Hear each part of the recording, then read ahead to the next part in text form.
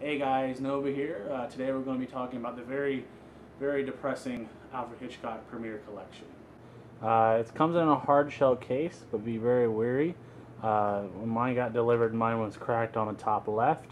It is hard, but easily breakable. It's just cheap plastic. Um, and there's the back. Very cool design with the crack in it. Hitchcock on the back. The actual, well, there's the side. The actual, I guess you could call it a DVD case, is actually a binder. So we have Alfred Hitchcock on the front. So pretty much what it is a binder of information surrounding these movies, and which is pretty cool in concept. So here we have just a general thing. So the first one up we have is The Lodger, a story of the London fog, is a silent film from 1927. And here we just have like little bits of information, which is really cool. Then we have some more stuff. This is some quotes from people, Leonard Maltin, stuff like that. And here's the actual case itself. Now I want you to look, you can see, it actually has an indentation from the disc, which is, here's where the shoddiness starts coming in. And if you look at it, it kind of goes all around the entire thing like this thing was pressed. But the disc itself, here's the front of it. Pretty cool disc art. Now the discs sadly are very cheap. They're very thin, and a lot of them are not balanced correctly. I actually have certain discs that have little micro fractures surrounding the inside of the hole.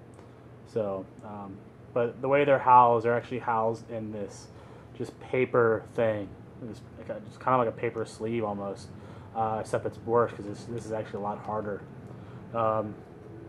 So yeah, so be wary. Some of these DVDs won't play in all players when they're unbalanced like that.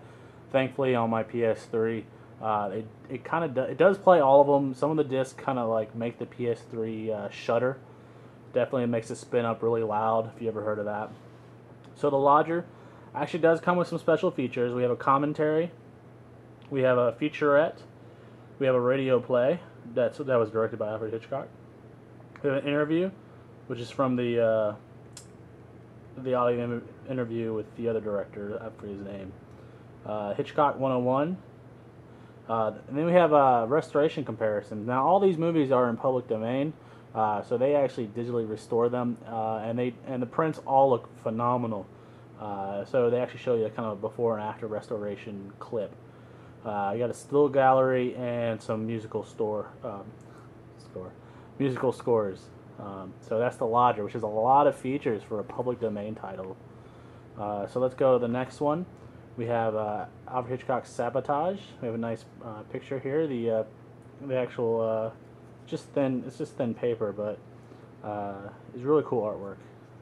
Like I said, this set, great in concept, just executed very poorly.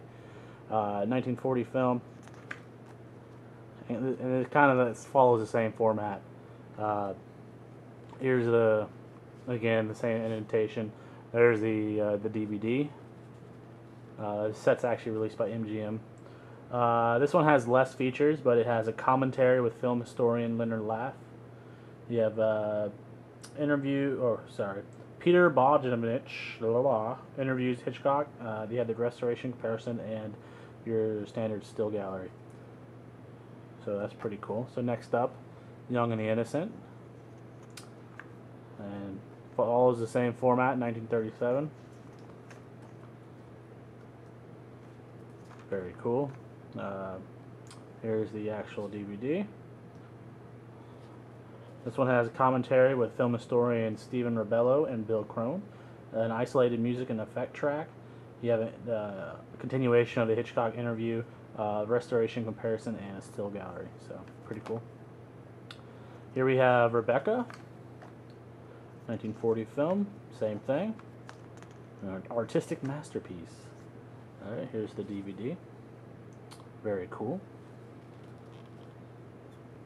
This one comes with a commentary with film historian Richard Schnickel, isolated music and effect track, The Making of Rebecca featurette, The Gothic World of Daphne du Maurier, featurette, screen test, radio plays, continuation of the Hitchcock interview, the original theatrical trailer, and still gallery. So very cool special features for these movies.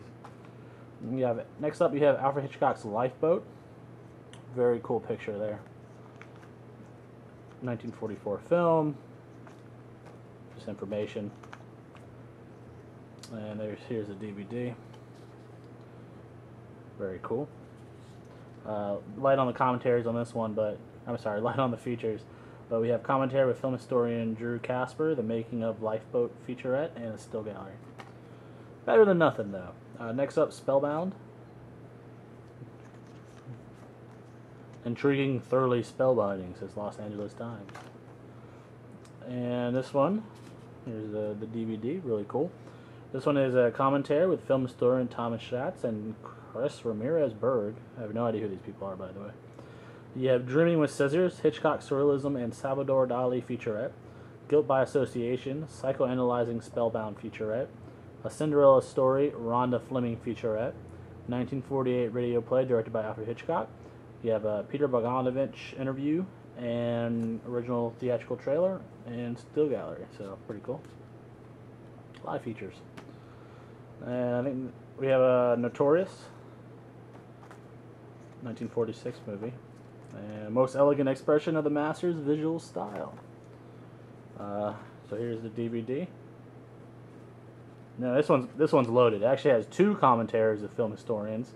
The Ultimate Romance, the making of Notorious featurette. We have Alfred Hitchcock, the Ultimate Spy Master featurette. The American Film Institute Award, the Key to Hitchcock featurette.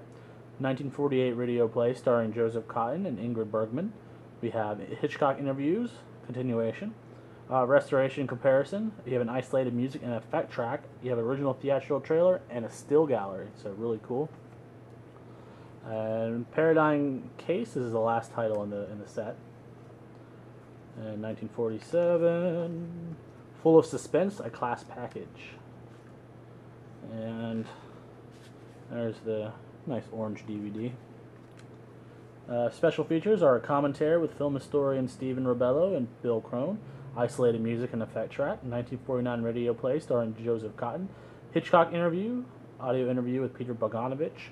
Restoration comparison, the original theatrical trailer, and still gallery. So really cool. I do really like the binder.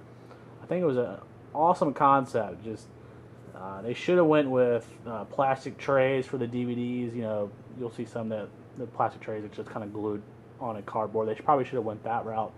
The DVDs would have been better. Actually, they probably should have had better DVDs because the DVDs that were used were terrible. As for packaging, since mine came broken, they probably should have some form of edge protection on the case when it's shipped, because mine definitely was cracked. You probably still see the crack right there. Overall, I can't recommend this. There's too many problems with the DVDs themselves. It's kind of a mixed bag of whether or not one of the DVDs will actually work in your player. Thankfully, they do work. Thankfully, mine work in the PS3. You might not be so lucky, though. Alright, but thanks for watching, subscribing. If you have any questions, go ahead and put a comment down below. And talk to you next time. Bye.